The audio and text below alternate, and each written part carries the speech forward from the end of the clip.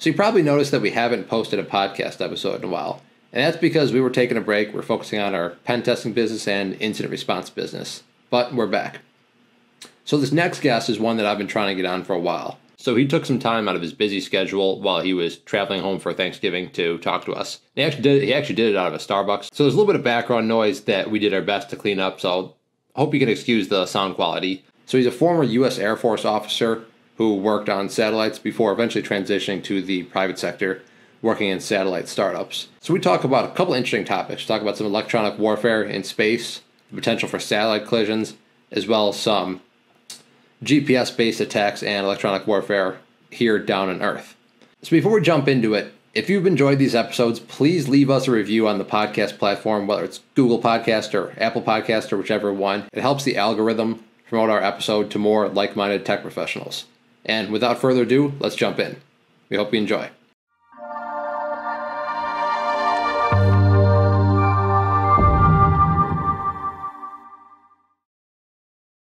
Hey, Mark. So thanks so much for joining the podcast. As a way to get started, give us a little background about yourself. Yeah, absolutely. So I grew up in Oklahoma. Went to Oklahoma State. I've got a background academically in business. So I have an undergrad from Oklahoma State in business and an MBA. I expected to be in aviation. Went to school and studied management for aviation. Did their ROTC program when I was at Oklahoma State and ended up getting picked up for a satellite command and control job for the Air Force. So I went out to Schriever Air Force Base in Colorado Springs and did 4 years of satellite command and control, working GPS satellites, doing curriculum development and evaluations for the Air Force. And then ended up getting a program management job in a program office for a weapon system called the Air Launch Cruise Missile, which is a nuclear cruise missile that launches off the B-52. At the time, I was married, had a couple kiddos, and I got an assignment to Los Angeles Air Force Base and said no thanks. So I got out, joined the commercial world, started doing program management with space companies. So I worked a couple years for a company called Viasat on their Viasat 3 builds, which are geosynchronous satellites for internet service. Worked at a company called General Dynamics for a couple of years on their satellite navigation and communications line. So they make tons of products. General Dynamics has products in all sorts of defense industries. I was specifically working on their space side with space products. And so got to get my feet into very black programs, doing lots of cool space stuff. And then about a year and a half ago, I joined a small startup company, early stage startup, Catalyst Space Technologies. I've been there about a year and a half as their COO. Running programs for them, doing business development for them, leading a team of about 14 people right now, mostly just beating up the SBIR, STTR world, and trying to transition through our first phase 3, get us some programs involved. Okay. So yeah, a lot of questions with that. Sure. So satellites seem like a technology that could really, one, change the world as well as the cyberspace. So give us an overview from your perspective of, I know there's a lot of different areas in satellites, from GPS to SATCOM and Starlink and all that, but give us an overview from your standpoint of how satellites work from, I think, one kind of the technical standpoint is like, it seems like how are they not hitting each other in the sky? As well as GPS and how that works. I think that's very interesting. So I'll acknowledge right away. I'm not a Starbucks, so there'll be a little background noise. I'm sure you can hear some of the joys of Thanksgiving break. There's a lot to unpack there. Satellites in general, so we can dissect that into a couple different areas. I think one of the ones you hit on pretty early on is how are things not running into each other.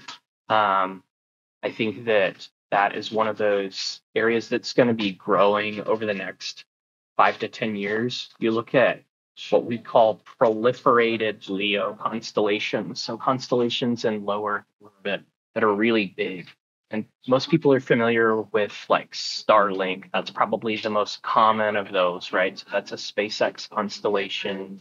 It's a SATCOM communications, so satellite communications, where you're getting your communications link through Starlink.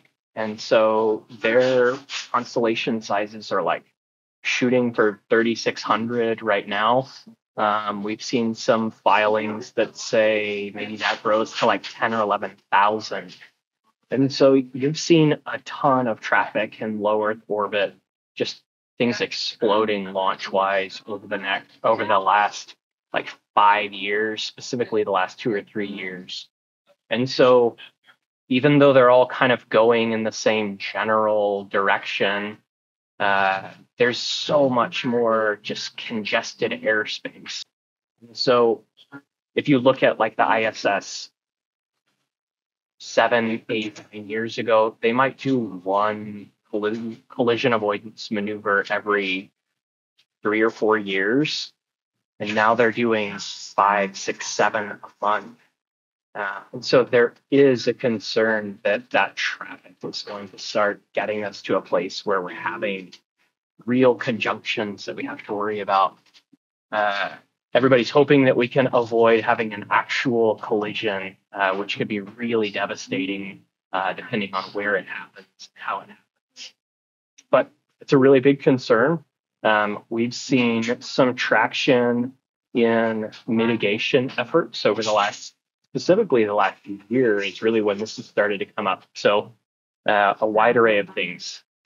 Congress has mandated that you have a disposal plan now, that you're going to dispose of your LEO vehicles within 5 years of concluding its mission. So that's a step in the right direction to say that you can't launch stuff and just leave it in space now. It has to have a disposal plan. That's even created this sort of economic sort of catalyst, if you will, for small companies to come along that are offering disposal as a service, right? So companies that will do a rendezvous and docking operation with your vehicle and actually pull it into an orbit or pull it out of LEO so that it's not in the way, or can actually push it back down to Earth and let the atmosphere take care of it. So that's one thing that I think is a step in the right direction. Another part of that is going to be a more clear ownership of, you can think of the FAA paradigm, right? So like air traffic control and actually having better awareness of what's out there, what's the size, what are the traditional orbital elements. So like, where are you? What's your right ascension? How are you tracking? What's the maintenance plan? Traditionally, that's been like a intelligence community DoD mission set, but it's growing so quickly that they're actually looking at standing up a FAA equivalent on the civil side. So NOAA is looking at forming an organization that will do what's called space traffic management, as opposed to typically think of like space domain awareness, SDA, as that sort of mission set. So I think that that's one really interesting paradigm that we're seeing is, okay, the realization that there is a lot of stuff in space and people are going to keep putting stuff up. And we have to start thinking about how we address the problem of congestion and making sure that we're not just assuming that companies and nation states are going to be good stewards of our airspace, that they're actually going to have some policy, some rules, some commonly accepted rules, where if you want to continue to launch new vehicles, you have to play by the rules that are established. So I think those are some of the things that are going to be more important with regards to traffic. If we maybe step back a little bit, there's a lot going on in the space industry. You talked a little bit about, you asked the question about how does that all work? How how do some of the satellites work. Um, Obviously, I have a background in GPS, so we can talk about some of the GPS stuff. I think it's also important to note that like the big industries in space are SATCOM, satellite communications. Just to briefly touch on that, I think one of the interesting things about SATCOM is that we've traditionally thought about it from a defense sort of application. And we're definitely getting into a place where commercial is heavily outweighing the defense application. So we talk internet service. That's a very quickly growing one. Organizations like Starlink, like Viasat. Viasat may be focused more on like in-flight connectivity, things like that. But you're going to see continuation of SATCOM proliferation, things like satellite integration into your cell phone. So most cell phones use terrestrial-based applications of cellular service, and we're starting to see a growing market, a growing demand for space-based bandwidth to help fill in some of those gaps, like a realization that 5G, the economics of building 5G infrastructure outside of big metropolitan areas, like that's just not, it's not going to be economically feasible given how much it costs to build out 5G networks right now.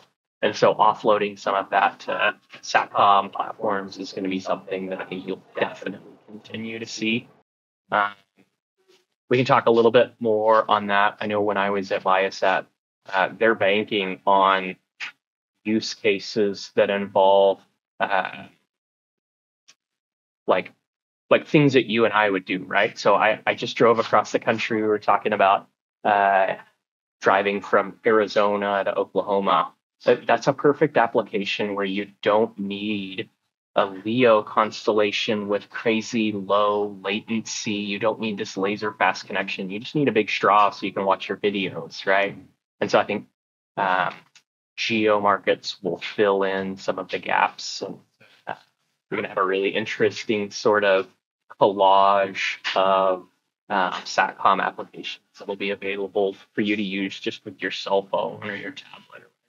See, so it's a pretty exciting time. We can talk GPS or anything you want if there's another one before we get too deep into the weeds on GPS, which is a topic I really like to talk about. Yeah, to follow up on a few of your points, sure. Let's talk a little bit about the space domain awareness, which I think one issue is we're starting to see some rogue nations get a little more involved in it where they may not, sure. I should say they typically do not follow international law and standards. For sure. Like I saw the other day, Russia is helping North Korea get satellites up in space, which I think, from what I understand, the concerning aspect is that if they crash into each other, there's really no way to get all that debris, which is now just going around the Earth super fast, out of it. Is that right? Yeah, I think that's a really good and valid concern. So one of the things that we saw Russia do a couple years ago, totally open source, you can look it up on the internet, right? They launched some vehicles that did a lot of very close proximity operations with U.S. owned vehicles, kind of breaking the traditional norms of what's accepted as accepted in the space world. And so I think that as we continue to see nation states specifically taking a more aggressive stance on using space as a contested arena instead of just an arena where we're all operating and assuming positive intent, I think as you see that grow, you're going to see the desire for this concept called space domain awareness. And I touched on it a little bit earlier. I said the Department of Defense has traditionally owned this sort of space domain awareness mission set. There's a differentiation that we'll make that says like space traffic management. You can think FAA, and that's going to go in one direction. I think that DoD and the intelligence community is going to maintain that sort of space domain awareness. I think of space as a warfighting domain. We've done this surveillance and reconnaissance thing terrestrially for a long time, right? We've sent spies out, had spy aircraft, and we've done that. So it's not a new concept, but thinking about how we apply those traditional sorts of concepts into the space domain is where things get a little more interesting. Space orbits tend to be more predictable, and so we kind of know generally where things are.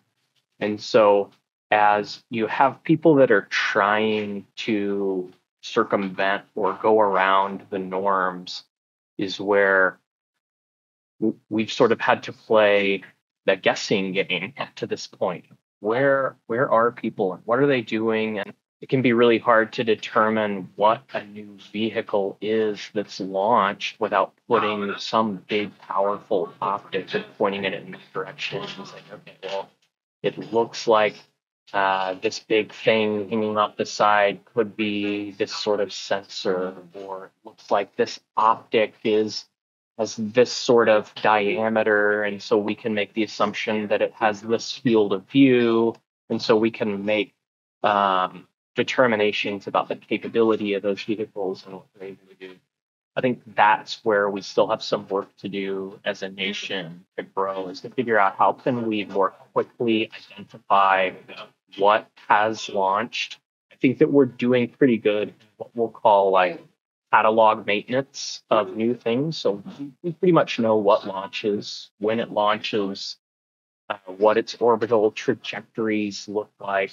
And I will say like general capability analysis. We're pretty good at doing that. Where we're not very good right now is determining intent. And so we don't have great patterns to be able to say this is normal behavior or abnormal behavior. We're not able to analyze this capability plus this maneuver equals this sort of intent. So I think we're really in the collection analysis phase that says, okay, we know what the catalog items are. We just have to watch, and we need more what I'll call nodes out there watching. So more strategically placed assets to be able to take in information, do analysis on that information, then have that equate to some sort of actionable intelligence piece that says, when it does this thing, or when it orients itself in this way, we need to be watching, we need to be paying attention, because we think that that's an indicator of future intent. I think that's really where the industry needs to make a shift, really where we're just not there yet. We've seen a ton of demand signals from the government over the last 4 or 5 years that says we want to just buy a ton of commercial data that help us supplement our knowledge. And I think what you're going to see over the next year or two is a contraction from that. We just want to buy everything, and a shift into we want to buy specifically containerized tool sets. Now that we have the data sources, we need to buy tools to help us understand that data better than just simply having more. I think that's really what you're going to see. That's one of the things. So at Catalyst Space, where I am right now, we're really focused on a couple different things. We have 2 software products that really are intended to get after that SDA mission set. They're really intended to focus on intent estimation, figuring out what vehicles are doing, watching their patterns of life, not just to say, is it active or is it debris, but to know what is it doing, when has it done it before, and if it's doing something that's interesting, can we take that pattern that it's doing and apply it to other vehicles to see if they're doing the same thing, if they're having the same sort of, we call them TTPs, right? Tactics, techniques, and procedures. Are they doing the same thing with their vehicle that we're observing over here? Is there actually a correlation between those two that's important for us to watch or not. So that sounds very familiar to threat intelligence in the cyberspace. Yep. But similar to some edge devices, say IoT, which I don't know if you want to consider a satellite an edge device, you run into a lot of times they lack, especially when it comes to threats in the cyberspace, if you're trying to look at what's going on in like an IoT device or stuff on the edge, is they lack a lot of RAM and processing power. In addition to a lot of times there's just the bandwidth restrictions, which I imagine you run into the issue of it's hard to, one, get that data back down to earth, and then also get that data in a ingestible and usable format. Yeah. Yeah, it's a big challenge. So I love that there's a government figure. Her name's Barb Galt. She used to run an organization called the Joint Commercial Operations Cell as part of U.S. Space Command.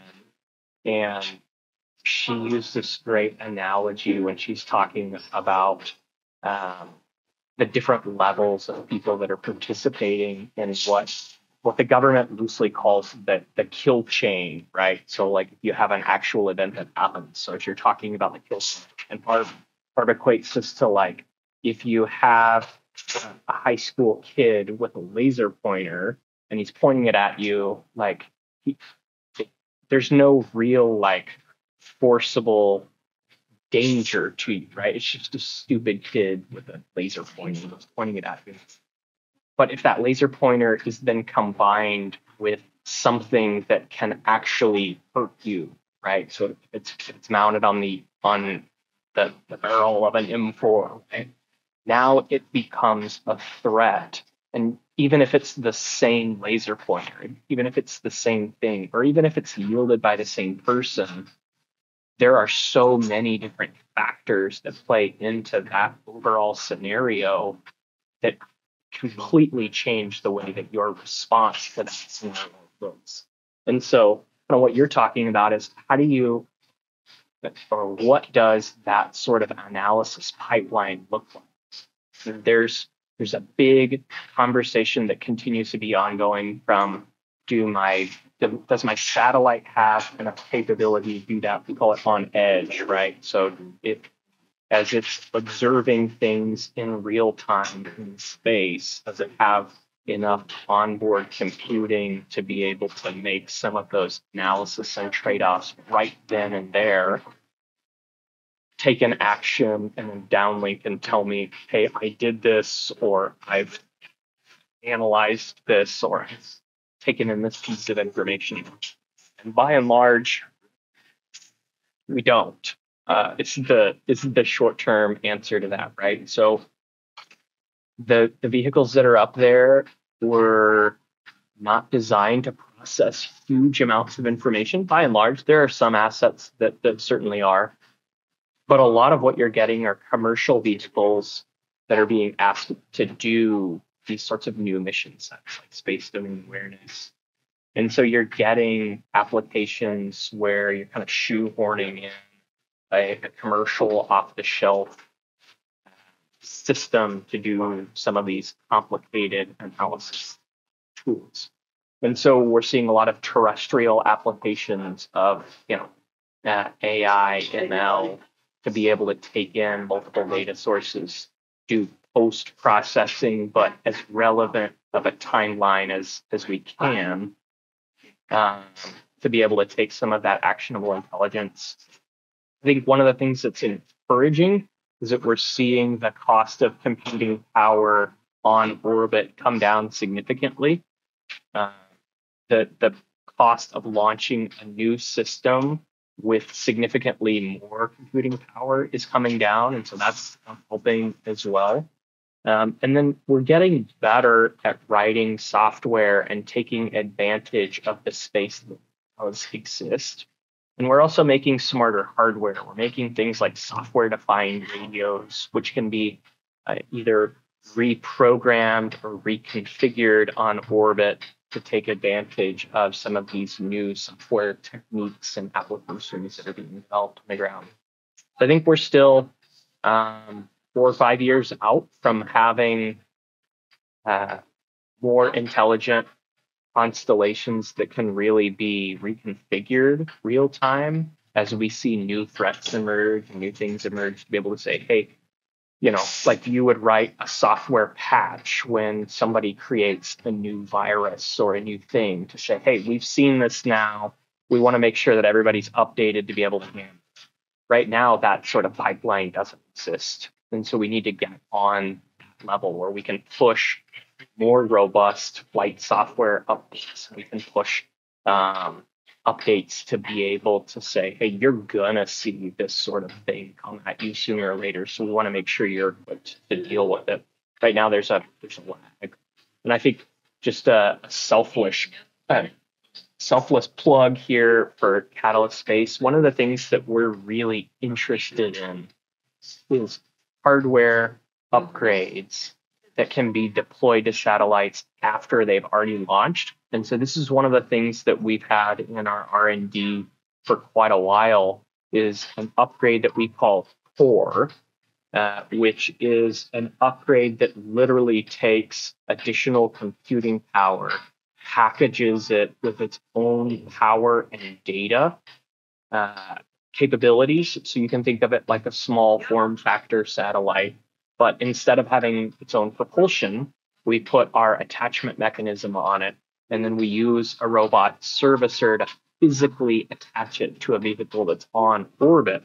And that allows, in theory, it allows the orbiting vehicle that's already out there to offload some of that computational heavy sort of analysis to our module instead of only using the software that's on board. So it allows some of the shared resources to help offload some of that. Okay, so it's kind of like a USB stick for satellites, put Yeah. it simply. Yeah, exactly. That's really what we're interested in. The first stage of that is pretty clunky because there doesn't exist an actual USB plug right now. And so it becomes really complicated to try to share data back and forth. We have to use things you would think of as more like Bluetooth or a router or something in space to be able to share that data. If we had a physical port where we could plug in and share data, then that sort of paradigm becomes much simpler. That's definitely something that's in work as well.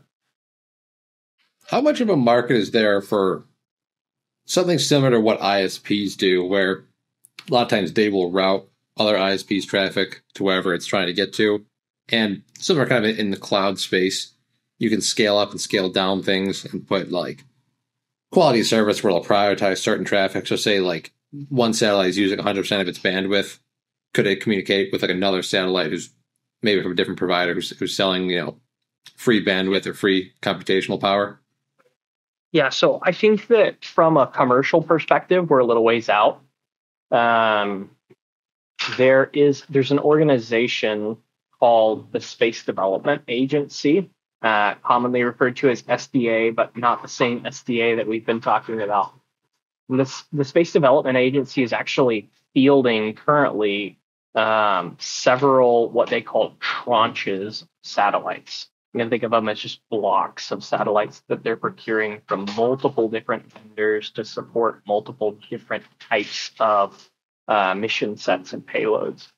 And one of the things that they're doing is really getting after that intent that you're talking about. They're creating what they call the tracking layer, which is to take a ton of observations and to be able to look at what's going on out there. But they're also creating what's called transport layer. And that transport layer is really meant to be a relay shared resource layer of satellites to be able to do exactly what you're talking about. Take tons of data, find the vehicle that has a clear path to the ground, do computation as required, find the specific piece of data that they're looking for, and then find the most logical way to get that to the ground as quickly as possible.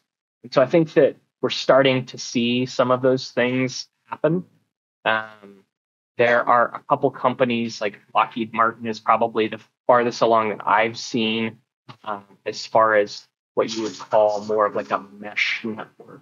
So really like a homogeneous sort of system of various nodes that are all interacting as part of a greater sort of system. Shared computational resources, shared communication resources, really thinking about it more like a mesh network of vehicles on orbit as opposed to just a disaggregated bunch of vehicles that have their own missions. Okay, yeah, that makes a lot of sense. So let's shift a little bit to GPS. The one Yeah, thing I think that's something that goes on in the background, I think just about everyone's phone, that not many people know about. It's kind of similar from a security standpoint. It's kind of similar to your cellular provider. You kind of just are relying on them for the security of the connection. for sure. Give us kind of an overview of what GPS looks like and how that works. From a security standpoint, or just the operations in general? Let's start with operations and then security Sure. applications that could come into that. Yeah, that's great. So GPS in general is, well, let's back up even further. So GPS is somewhat of an American nomenclature for a more broad application of GNSS, which is a sort of global navigation subsystem or space system. So you can think of the world typically thinks of GNSS, which is the ability to navigate the globe. GPS, specifically the Global Positioning System, is a U.S. owned constellation of vehicles that support that broader GNSS framework. And so if you go to other countries, they have their own GPS. So there's Galileo, there's Beidou, there are different applications based on where you are that all kind of play into this GNSS architecture. And so GPS is one that I have the most familiarity with. Most of the systems are pretty similar to GPS. They're all very low power.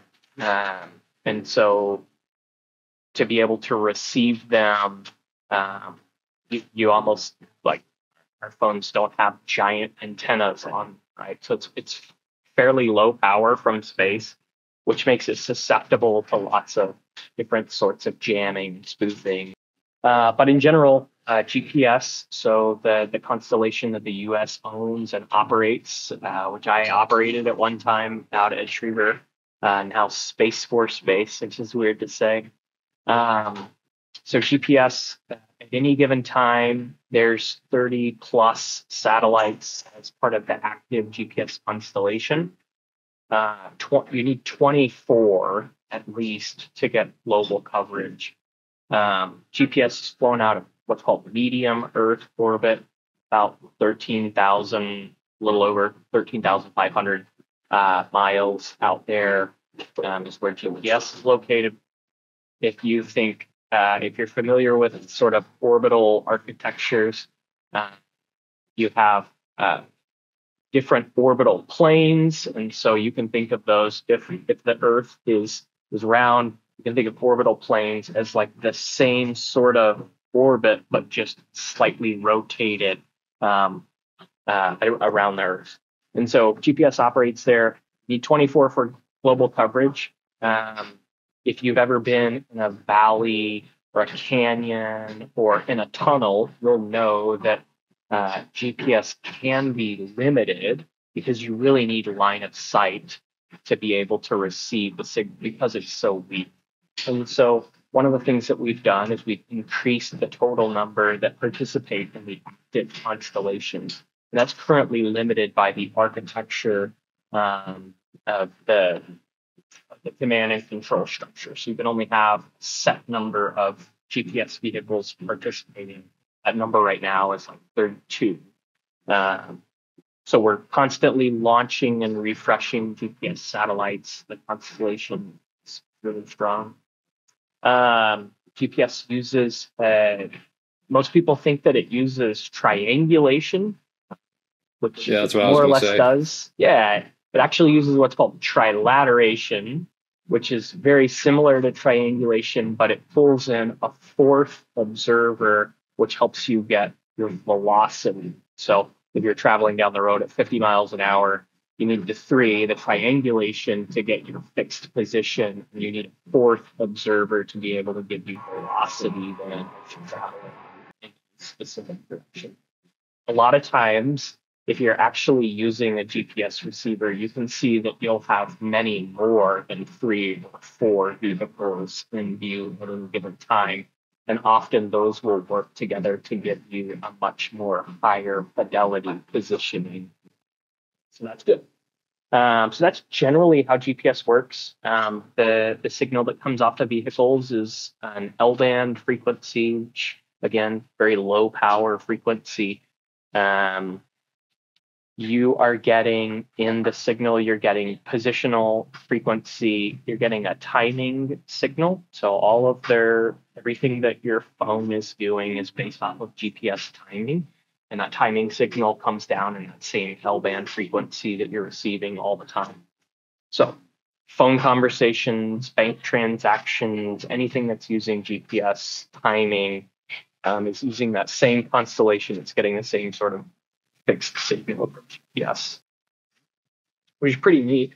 And then there are some, again, at that totally unclassified, you can Google it level. There's also a tertiary mission set for GPS, which is a nuclear detection mission set, where if there's a nuclear detonation that happens somewhere in the world, GPS would see it, detect it, and by having the navigation mission set, would be able to tag that sort of location where it's happening. That's actually how GPS got its origination way back when. Its original funding was because we needed a way to detect nuclear events and to know where it happened.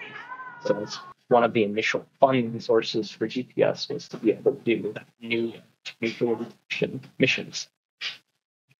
So it sounds like GPS, it's kind of it could be a one-way conversation where your phone is basically picking up signals of 4 different satellites, and that's how it knows where it is. Yep, exactly. Yeah, there's no signal sent back from your phone to a GPS. It's all one-way signal. Yep. It sounds like the major issue with spoofing is just say like someone identifies, I don't know, like a sensitive piece of equipment and they want to throw them off and make them think they're somewhere else that they're not. That makes a lot of sense. Yeah, you see it on your phone all the time and you never really know how it works. Just know it's something to do with satellites. Yeah, it's pretty crazy. On the topic of spoofing, I was just reading an article in the last week. I want to say it's a Vice article, which I don't read super often, but it caught my attention. It said that there were, in the last observable period, I want to say it was like a week or 2 weeks, there had been multiple instances of flights in the Middle East region where aircrafts had actually been spoofed. So most GPS receivers are not super intelligent. So they're just taking the strongest signals that they see and assuming that those are the right signals. And so like 5 or 6 times in the last week, several flights in the Middle East, which the aviation world relies very heavily on GPS signals to navigate and to do all of their routing. Because up to this point, it's been a fairly benign signal. It's been a safe signal that we've seen people jam it to where you can't get an accurate signal, but we haven't seen the sort of sophistication until, we have, but not like widespread, that we're starting to see more and more now, where people are taking the GPS signal, introducing error or introducing intentional sort of degradation that says, in theory, you think you're here, but your GPS signal is telling you that you're here. And so it either makes you make a change based off of your perception of what GPS is telling you, or the more scary one is if you have autopilot on in your aircraft and it's blindly following what it assumes is the correct GPS signal. Your aircraft that's potentially full of hundreds of people could be flying into an area that you didn't anticipate. And it could be small changes that don't actually mean anything. And it could also mean that you're flying over airspace that you weren't supposed to, or there's lots of economic and military implications of flying in places that you're not supposed to. Once you've seen the capability, the wheels can start spinning on, well, what else could you do with that? I think that's the really scary thing with spoofing. I'll just kind of note, although there's always a possibility that can happen in military applications. There are some things that are part of GPS that are safeguards against things like jamming and spoofing. So in a very high level overview, you get what's called a course acquisition signal. That's what the satellites are typically, they're always sending down a course acquisition signal. And that's the sort of frequency that everybody gets. So it's very good, it's very precise, but it's susceptible to those sorts of influences by people that want to play with the signal. So you have a course acquisition signal. There's also an encrypted signal that gets sent out at the same time. And if you have what we call a key receiver, a receiver that has that encryption key, then you can receive the encrypted signal for GPS, which is more resilient to things like spoofing and jamming. There are some other GPS signals that come down in that same general L-band broadcast as well. Things like what's called M code, which is traditionally thought of as like a military code. If you're looking at the frequency of it, it's a much sharper frequency, meaning that it's much more resilient to localized jamming and things like that. And so that's super helpful if you're a military receiver out there and you need to have GPS to continue your operations. So there's a couple other little things like that go on with GPS that allow us to overcome some of those from a DoD perspective, but certainly from a civilian sort of application, like most of us in the world are, it can be crazy to be so reliant on something that you don't really equate as being susceptible, but is actually very susceptible to being influenced or changed. Yeah, I remember reading a while ago that a lot of industrial control systems, especially ones out on the edge, rely on GPS because it has like a similar function to like network time protocol. And so they can kind of log things and process data in chronological order and things like that. How much is that an issue? Similar to we mentioned that there's processing power and storage and RAM restrictions on a lot of devices, similar to kind of IoT devices, which I believe is why most of those of like ICS devices and IoT devices were susceptible, because they didn't have the ability to do like authentication and encryption. How much is that an issue in satellites as well, and other aerospace? Yeah, I think that it is definitely a real issue. A lot of satellites have GPS receivers on board, and so they're reliant on the same sort of technologies as we are terrestrially. Admittedly, there's much less jamming that's occurring in space. It's a much more sophisticated sort of value proposition for anybody. You could get on Amazon and buy a $5 GPS receiver and jam GPS in your localized area. To be able to do that in space is a much more complicated proposition. But there are, you can't talk publicly about specific examples, but there are definitely examples of sensor degradation and frequency degradation, interference that other countries are testing, trying, doing in space, and all of our systems are just as susceptible in space as they would be terrestrially.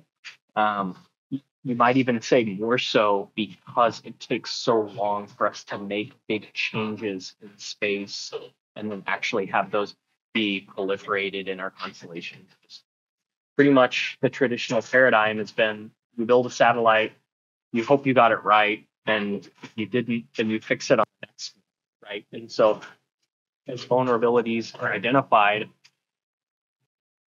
if you have a satellite with a 10-year life and there's a vulnerability that's identified in the first or second year, like you hope that you can deal with it and you build around it on the next one. That's one of the reasons we think upgrades are so important, to be able to navigate away from what we call a launch-centric economy, where you just are launching new things, to sort of upgrade-centric economy, where we've launched pre-positioned assets in orbit, like software-defined radios and computing modules that can take advantage of these things, so that we're able to respond when we do see threats that occur.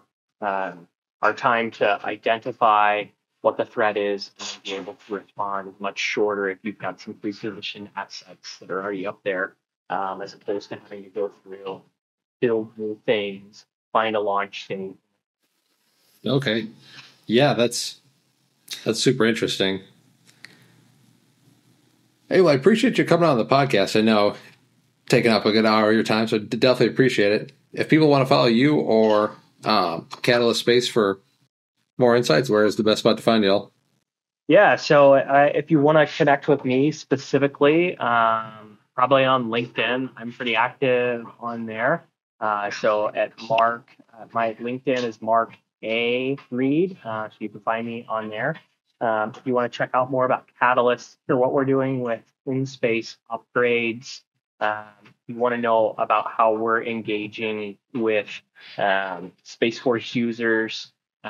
We've got some great work that we're doing in the SPA TAP lab. So if you're up on space domain awareness, then that might mean something to you. I just recommend you go to our website, which is catalystspace.com.